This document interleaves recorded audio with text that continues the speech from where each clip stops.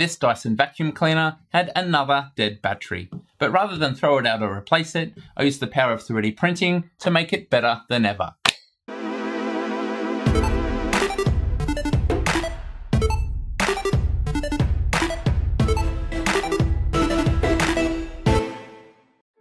.3D printers are pretty good at printing novelty items and trinkets, but they can also potentially save you money. Recently, I shared a dozen 3D printed workshop tools, and many people in the comments said they couldn't wait to print them. This video is also on practical 3D printing, but not necessarily something you'll be able to copy at home. Instead, my aim is to inspire you and show you the possibilities that 3D printing can enable. Let me start by explaining the problem that I was trying to fix. This is a Dyson stick vacuum that we've had for many years. It's been great and I would honestly recommend them, except this one has a dead battery for the second time. I've probed the charger and I know that that's working, and I also followed a great video guide which I'll link in the description to pull it apart and make sure there was nothing else wrong with it. Apart from the battery, I'd been really happy with this vacuum, so I headed to the website to see how much a new one would be, and I'd honestly forgotten how expensive they were, the new top model easily being over $1,000. Even this V8 older model was still retailing for $750 Australian. Not wanting to spend that much, I headed to eBay and found that a replacement battery would be around $50, but I had done that before and the new battery had failed in time anyway. So I had a problem that I could spend my way out of by either spending a little bit of money or quite a lot, but I actually took the middle ground and went for another option entirely. I have a lot of Ryobi cordless tools and noticed they'd added a stick vacuum. In Australia, these retail for $300, so approximately a quarter of the price of a new Dyson. The reviews on the Bunnings website were mixed. Some people were really happy, other people saying that the suction perhaps wasn't so good, and other people complaining about the weight and ergonomics, saying it was uncomfortable to use. Nevertheless, I took the plunge. So how did it go? I would say that suction performance was inconsistent. Sometimes it picked up debris on the first pass, but other times it just refused to suck things up, particularly when they were large or long. The head was a tad bulky and had a spinning brush, which I really didn't need for my house, but my main complaint was to do with the end that you held in your hand. We can see that the angle of the handle was quite different on the Dyson, and it's also much more streamlined. In my personal opinion, it's quite comfortable to use. However, on the Ryobi, I found myself trying to push with my thumb to get a nicer angle, and that became uncomfortable after a few minutes. This situation sucked, and by that I mean the vacuum just didn't suck well enough. To be fair, for a quarter of the price, the Ryobi vacuum worked quite well, but I was still dissatisfied, and I was also down $300. But let's pretend that that didn't happen and go to the final solution, which cost me less than $10. What I already had a lot of was these Ryobi 1 cordless batteries. Surely using my 3D printer, there was a way I could revive the Dyson by using these. I started with some proof of concept tests, making sure there was no circuitry in the battery that prevented devices from being powered from it directly. I noted that the Ryobi battery was a few volts less than the factory Dyson battery. I was worried that it might be underpowered in this configuration, but connecting them directly suggested, by the sound of the motor at least, that the difference would be negligible. The Ryobi batteries have a third terminal, however the power tools had no prong to match this terminal, so I'm pretty sure it's only used for charging, and that means I could ignore it for my vacuum. I was ready to proceed and started by summarizing my main design goals. The first was pretty obvious, and it was creating printed geometry to adapt the new battery. The new battery was physically bigger, so I needed to make sure I wouldn't interrupt functions, such as emptying out the dust. To achieve this, I might need to experiment with its position. Number 2 wasn't so obvious, and that's that I needed a new way to switch the vacuum on. I discovered when removing the old battery that the power switch for the whole vacuum is actually part of the battery. All the switch in the handle does is press the battery switch, so I needed a way around this. Number 3 was to design a new wall hanger. The old hanger had a charging port inbuilt, and as you can see is a snug fit. Any modifications to the back of the vacuum were going to stop this system from working. Number 4 was a bonus goal and related to an adapter for the vacuum head. As you can see, this vacuum originally came with a motorized head, but we don't have any carpet, so instead I was using the slimline head with the high-tech solution of using masking tape to jam the two together. This generally worked okay, but over time the masking tape would degrade and generally the head was not that secure. Time to start designing and to model some highly complex geometry. This Dyson vacuum is one of the most complicated things I've ever had to measure and 3D model. It's got beveled surfaces everywhere, it's got a lot of intricate details, and to make things worse, all of the main features are on an angle. I use digital calipers for most of my measurements. I also use the fillet gauge featured in the 3D printed tools video, and I used a humble protractor to try and measure that top angle. Needless to say, I wasn't very confident, so I printed a simplified template with all of the mating surfaces in place to see how accurate my measurement had been. Things actually worked out quite well here. All of the mating surfaces that went inside the handle were spot on, but it wouldn't quite fit because the red clip was fouling the other end. So I took a Dremel tool and undertook some fairly dramatic reduction of material, and this did the trick. I was able to slot the template into place, and this gave me confidence that I would be successful from this point forwards. So I headed back into CAD and added this bulbous area that will give me the internal space for the new battery to slot in.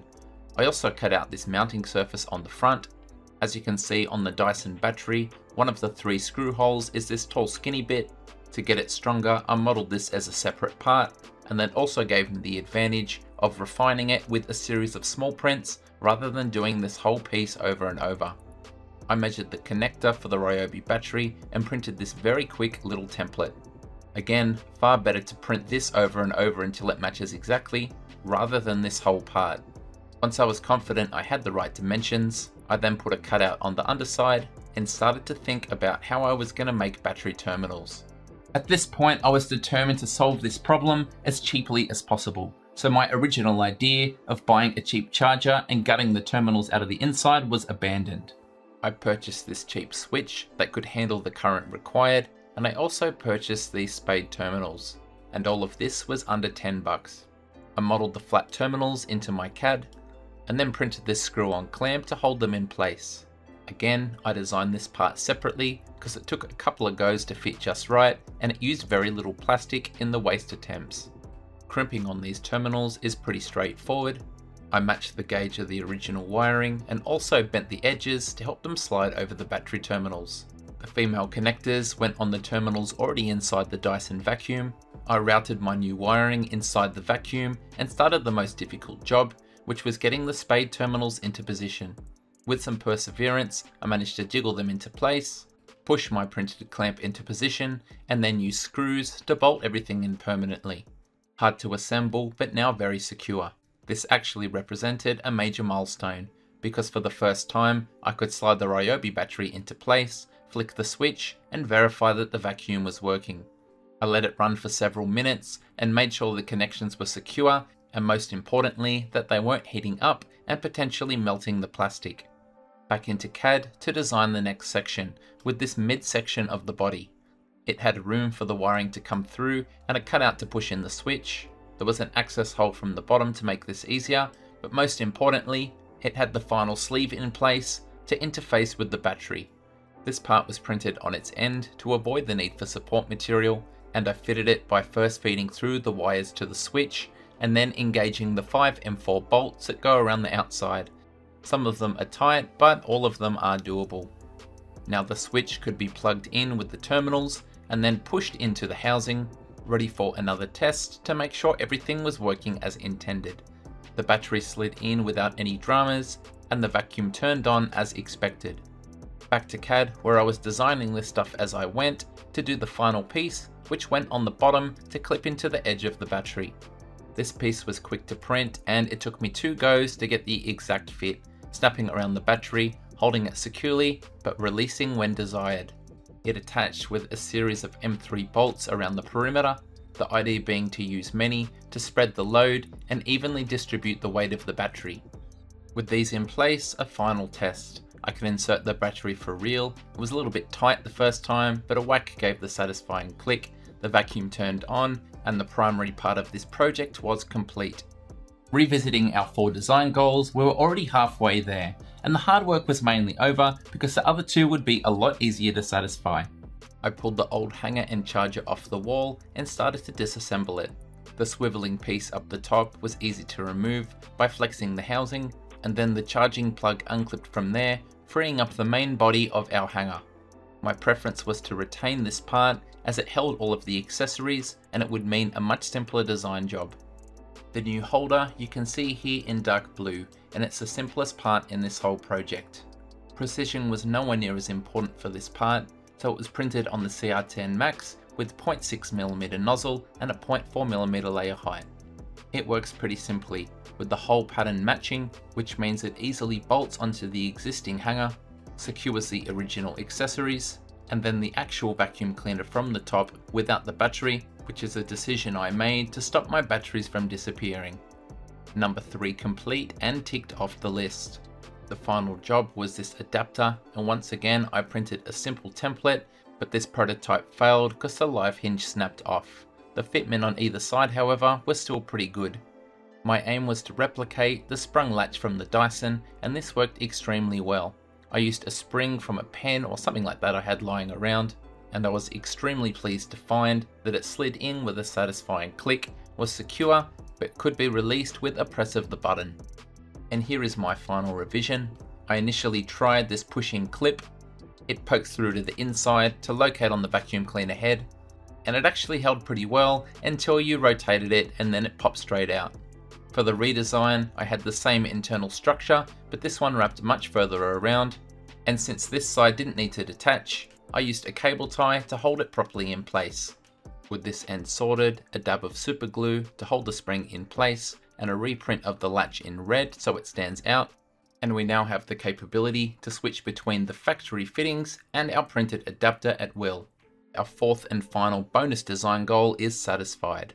The burning question, how does it work? Well, it sucks, and by that I mean it's an effective vacuum cleaner.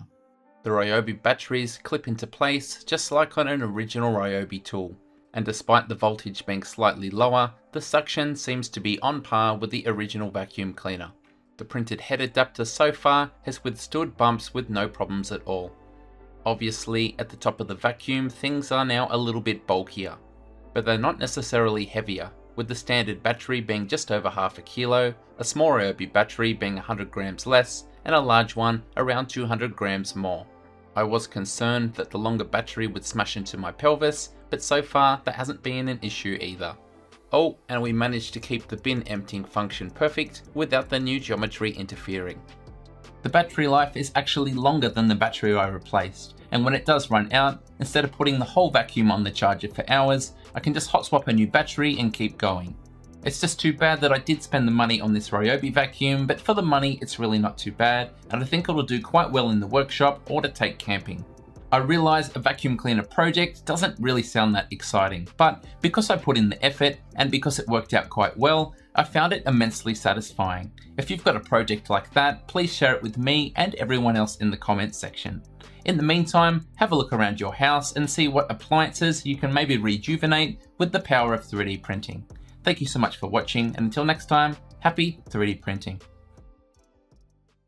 G'day, it's Michael again. If you liked the video, then please click like. If you want to see more content like this in future, click subscribe and make sure you click on the bell to receive every notification. If you really want to support the channel and see exclusive content, become a patron. Visit my Patreon page. See you next time.